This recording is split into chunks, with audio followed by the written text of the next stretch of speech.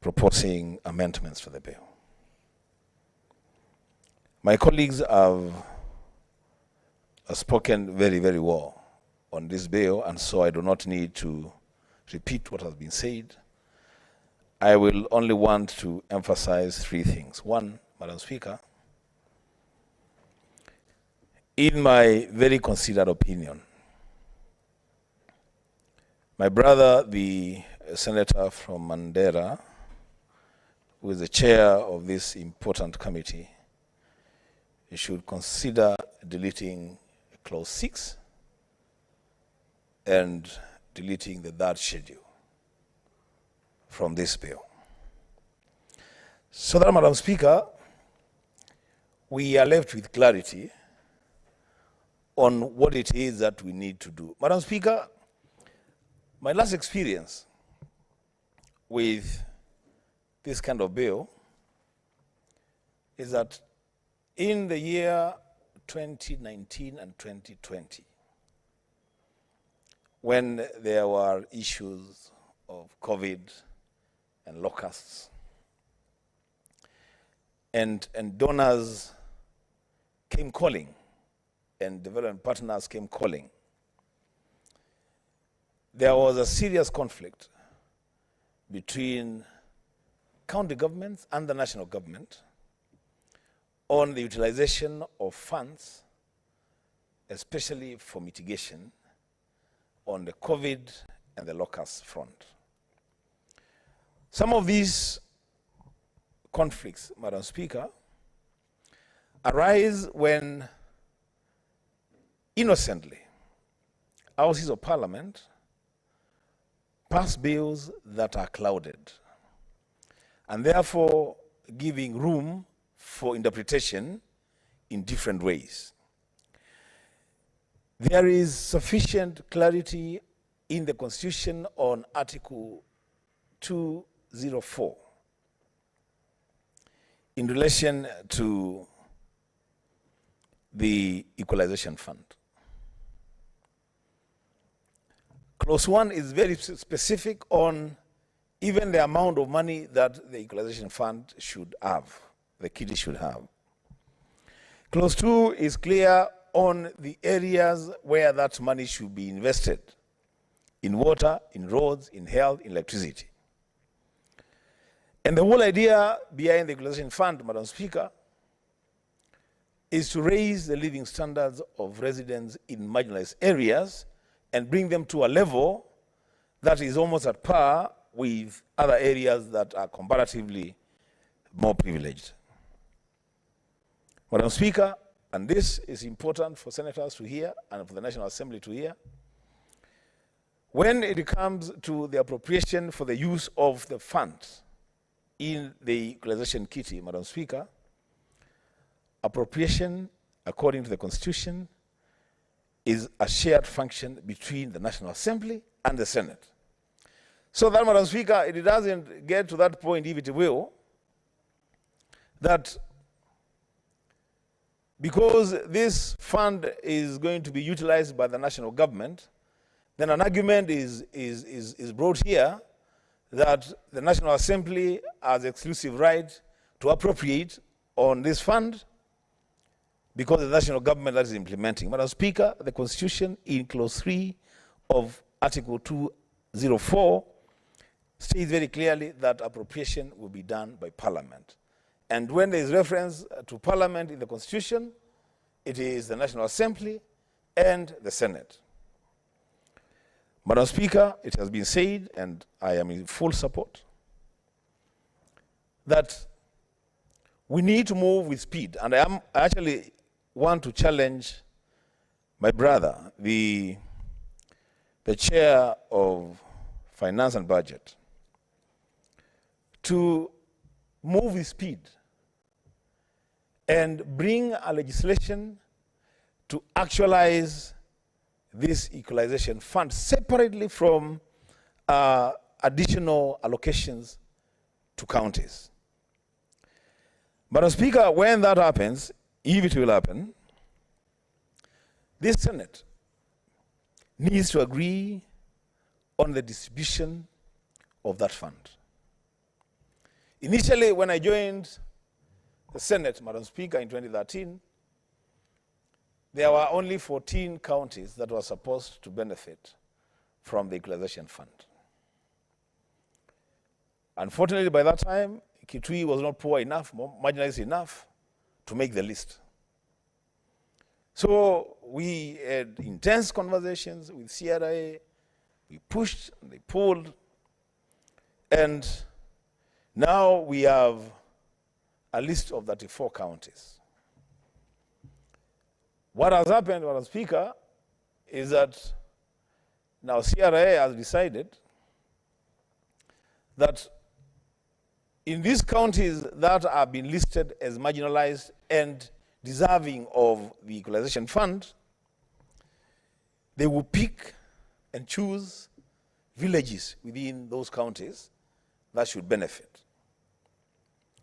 When that time comes, Madam Speaker, if Senator Governor Roba will bring that bill before this House, we will need to relook at those villages that have been picked by CRA to benefit from the Equalization Fund. In my own county, Madam Speaker, and this is important, I have villages and wards that are seriously marginalized. That even those villages that are naturally marginalized, call them marginalized. That's the extent of marginalization in those villages. But they have not been picked as villages that should benefit from this fund. I have a lot of those villages, especially in the Raka ward of Mwingi North constituency. Madam Speaker, that's a conversation we need to have, and that is why I'm proposing that we completely delete clause 6 from this bill and have a separate conversation about the Equalization Fund. The second issue that I want to speak to, Madam Speaker, is the first schedule. Madam Speaker, when you look at the first schedule, and it is talking about counties that are still in column B that are supposed to be allocated funds for the construction of county headquarters. My take, Madam Speaker, and because we should not, in this House, Madam Speaker, we must be truthful to ourselves and truthful to this country. Madam Speaker, for me, that column B of the first schedule, the only thing that it does for me is that is an automatic invitation of the Senate Counties Public Accounts Committee to summon governors in those counties. And I've mentioned them. Isiolo, they have been allocated 102 million Kenya shillings. Lamu, 24 million Kenya shillings. Nyandarua, 121 million Kenya shillings. Tana River, 104 million Kenya shillings. Tharaka Nithi, 103 million shillings. In total, 454 million Kenya shillings for the construction of county headquarters. Madam Speaker, where this far that we have come, more than 10 years into devolution, it's actually a shame. Let's just call it what it is. It's actually a shame that there are some county governments that have not yet constructed their headquarters. And that money continues to be allocated to them for the construction of county headquarters. Madam Speaker, it is my considered view that the conversation that we should be having in this Senate at this time is allocation of special funds for the construction of senators' offices in the counties. That's a fresher conversation that we could engage in and not talk about allocation of funds for the construction of county headquarters. The Senate Counties Public Accounts Committee has a job to do. Senator Kajwang has a job to do. Madam Speaker, the last thing that I want to speak to in this bill, just a general comment, that, Madam Speaker, we as senators are sitting late. The Committee of Finance and Budget has taken a lot of time to work on this bill, to allocate funds and bring the allocations to this Senate for processing and debating and eventually passing for